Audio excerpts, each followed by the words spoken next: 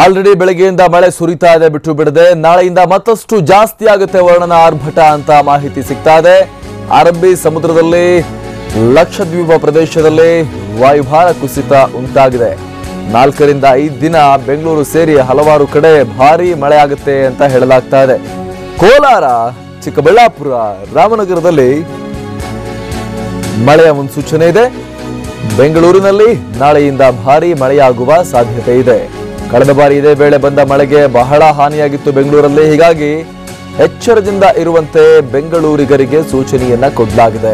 ಎಚ್ಚರದಿಂದ ಏನಿರೋದು, ಕಾಲುವೆ ಉಕ್ಕಿ ಬಂದು ಮನೇಲಿ ನುಗ್ಗು ಬಿಟ್ರೆ ಎಚ್ಚರದಿಂದ ಇದೇನ್ ಮಾಡಕ್ಕಾಗತ್ತೆ?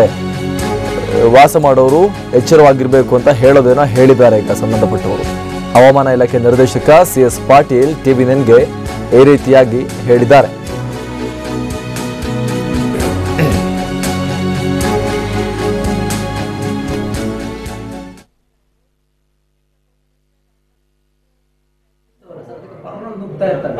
ಚರಂಡಿಗಳು ಬ್ಲಾಕ್ ಆಗಿರ್ತವೆ. ಏನಾಗುತ್ತೆ, ಟೌನ್ ಎಲ್ಲಿ ಸಿಗುತ್ತೆ, ಎಲ್ಲರೂ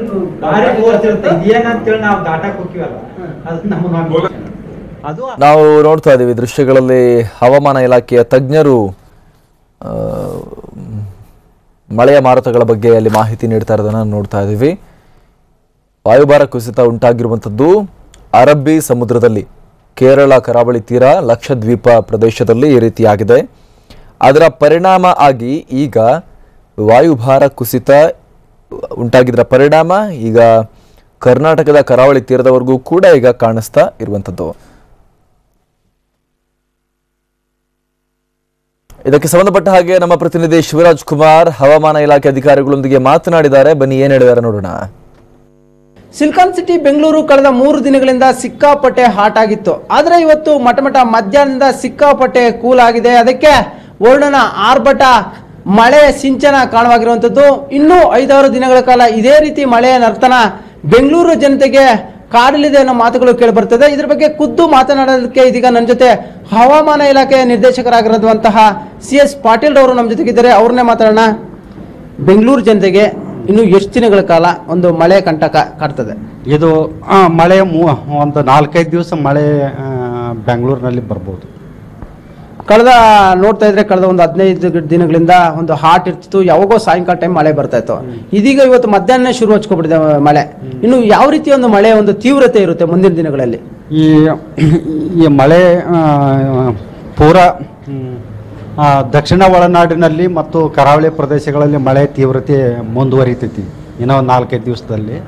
ಇದು ಮತ್ತು ನಾಳೆ ಅಥವಾ ನಾಡ್ದ ಸೌತ್ ಈಸ್ಟ್ ಅರೇಬಿಯನ್ ಸಮುದ್ರದಲ್ಲಿ, ಅಂದರೆ ಲಕ್ಷದ್ವೀಪ, ಮಾಲ್ಡೀವ್ಸ್ ಏರಿಯಾದಲ್ಲಿ ಲೋ ಪ್ರೆಷರ್ ಆಗುತ್ತಾ. ಲೋ ಪ್ರೆಷರ್ ಆಗಿ ಮುಂದೆ ಅದು ತೀವ್ರಗೊಂಡು ಡಿಪ್ರೆಷನ್ ಆಗ್ಬೋದು. ಅದು ನಾರ್ತ್ ವೆಸ್ಟ್ ವರ್ಲ್ಡ್ ಮೂವ್ಮೆಂಟ್ ಆಗ್ಬೋದು. ನಂತರ ಅದು ಸೈಕ್ಲೋನ್ ಆಗಿ ಫಾರ್ಮ್ ಆಗ್ಬೋದು. ಇದರಿಂದ ಮುಂದಿನ 4-5 ದಿವಸಗಳಲ್ಲಿ ದಕ್ಷಿಣ ಒಳನಾಡಿನಲ್ಲಿ ವ್ಯಾಪಕ ಮಳೆ ಆಗ್ಬೋದು. ಇದರ ಜೊತೆಗೆ ಕೆಲವೊಂದು ಪ್ರದೇಶಗಳಲ್ಲಿ ಹೆವಿ ರೇನ್ಫಾಲ್ ಆಗ್ಬೋದು ಇದರಿಂದ. ಅಂದ್ರೆ ಕೊನೆಯದಾಗಿ ಇನ್ನು ಎಷ್ಟು ದಿನಗಳ ಕಾಲ ಬೆಂಗಳೂರು ಜನ ಸ್ವಲ್ಪ ಕೇರ್ಫುಲ್ ಆಗಿರ್ಬೇಕು ಅಂತ? ಇನ್ನೂ ಒಂದು 4-5 ದಿವಸ ಬೆಂಗಳೂರು ಜನ ಕೇರ್ಫುಲ್ ಆಗಿರೋದು ಒಳ್ಳೆಯದು. ಇದಿಷ್ಟು ಹವಾಮಾನ ಇಲಾಖೆ ನಿರ್ದೇಶಕರಾಗುವಂತಹ CS ಪಾಟೀಲ್ ಅವರು ಮಾತಾಗಿರೋದು. ಇನ್ನು 4-5 ದಿನಗಳ ಕಾಲ ಬೆಂಗಳೂರಿಗೆ ಜಲಕಂಟಕ ತಪ್ಪಿದಲ್ಲ. ಹೀಗಾಗಿ ಆದಷ್ಟು ಎಚ್ಚರಿಕೆಯಿಂದ ಇರೋದು ಸೂಕ್ತ ಅನ್ನೋ ಮಾತುಗಳನ್ನ ಹೇಳ್ತಾ ಇರುವಂಥದ್ದು. ಕ್ಯಾಮರಾ ಪರ್ಸನ್ ಸುನೀಲ್ ಜೊತೆ ಶಿವರಾಜ್ ಕುಮಾರ್, TV9 ಬೆಂಗಳೂರು.